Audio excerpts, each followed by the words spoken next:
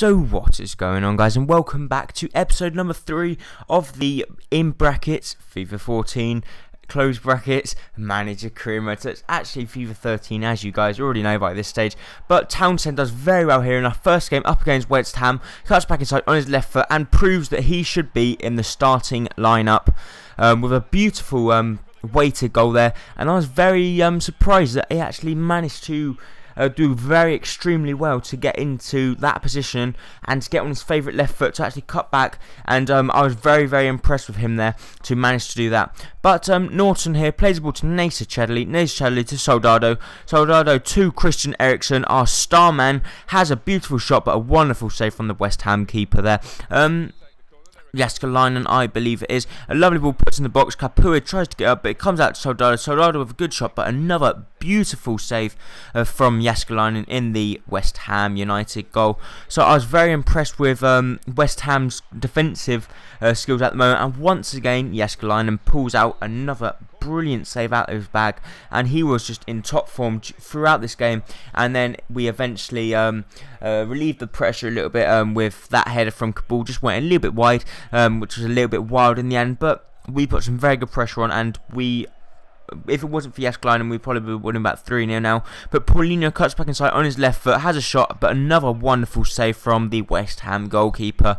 This time Townsend tries to get his cross onto someone's head, and he does pretty well to get it to Vertonghen, but the ball comes back out to Soldado. Soldado does pretty well to muscle off the defender there. A beautiful shot, but it was just wide. I thought that was flying in, but obviously it wasn't. But here, right in the end of the game, a lovely ball played through to Nacer Chadley. All he had to do is shake off Jamel, which he manages to do. He cuts back on his favourite right foot and blasts it. This time Jääskeläinen is getting nowhere near that one, and we end up winning the game 1-0, so 2-0, sorry.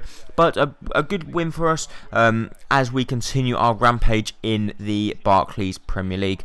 So as you guys know, FIFA 14 demo has now come out. Obviously I'm going to be buying FIFA 14 the day it comes out, because I've already got it pre-ordered, and I will be bringing videos to you pretty much the day it comes out. I'll try my very best to get them out to you, obviously most often as possible. And also obviously, as you know, the FIFA 13 careers and manager modes will not be continuing, so I'd just like you guys to let me know some ideas, but I will be doing a video later on, so it's not that important right at the moment that you mention them, but just keep it in mind. If there's any ones that you particularly like, then just let me know. And what do you guys think of the FIFA 14 demo? If you've got it, if not, I recommend you get it so you can see how it's going to be.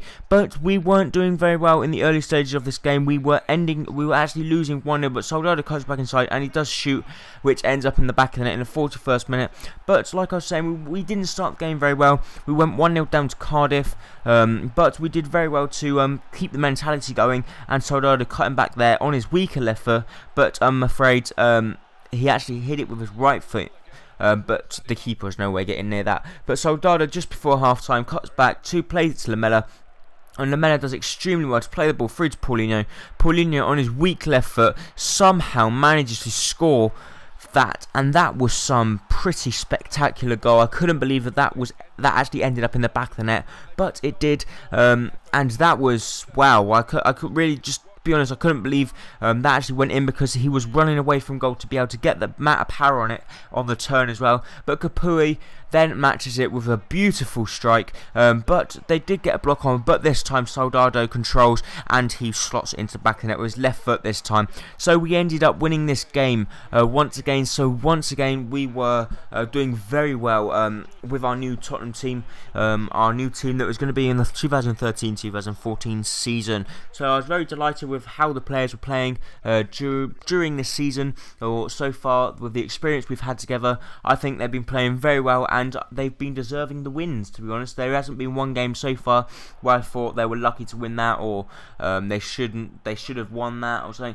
But Benteke was then through against Aston Villa, and I'm afraid Kapua couldn't catch him up, and he did this time. put that into the back of the net. So once again we were facing an uphill challenge because we went 1-0 down. So things just was not going very well. Aston Villa were all over me. A lovely ball played over the top to Lowton, and Lowton puts a lovely ball in the box to Bakuna, and Bakuna puts it into the back of the net. 48 minutes had gone, and we were now losing 2-0. So pretty poor performance so far. We just wasn't our normal selves, and we just still wasn't our normal self in the second half. Some very sloppy defending from Lloris there. Lloris plays the ball out, it hits the back of the heels, comes out to Wyman. Wyman plays it through, and they end up scoring. So that was 3-0 down. We were now. Charlton Zogview actually got that goal. So we did try. Vertonghen tried to spark something in the team with a beautiful goal of his left foot, the centre back. But 90 minutes had already gone, so we ended up losing that game 3-1. So that, to be honest, I was a little bit disappointed with that, because with how we've been playing, I thought we should at least be trying to beat Aston Villa. Obviously Cardiff are not as good as Aston Villa, but Aston Villa are still not one of the top teams in the Barclays Premier League, so I thought we should at least have a closer game than that.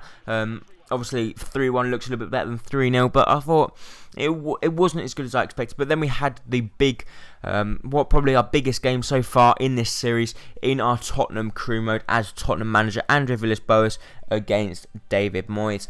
So we get off to a very good start here with Lennon play at Ericsson, and Ericsson is very quick, to be honest, but some very sloppy defender. But Lennon does very well with a slide tackle there, not to commit the foul, and he does extremely well to shoot or play the ball across to Kapui. And how the hell did Kapui miss that?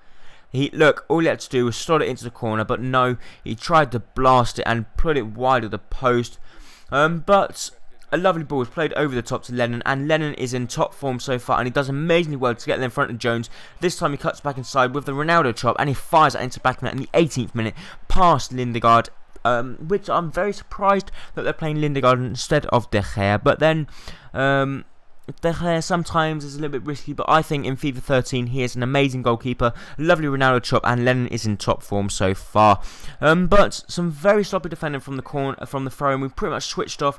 Vertonghen didn't do nothing there. Good save from Lloris, but then a pretty much open goal for Wayne Rooney there to head that in the 24th minute. So we wasn't winning for very long, and things then started to get a little bit tougher.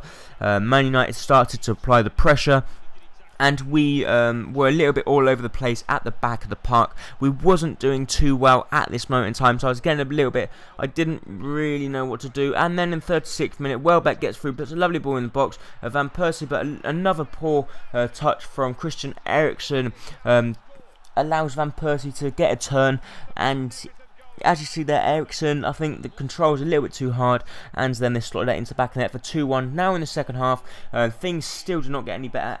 Nani just sprinting past everyone, does amazing well, play it through to Van Persie. Van Persie plays the ball across, and Darren Fletcher puts it into the back of the net in the 59th minute. So things were now getting tough.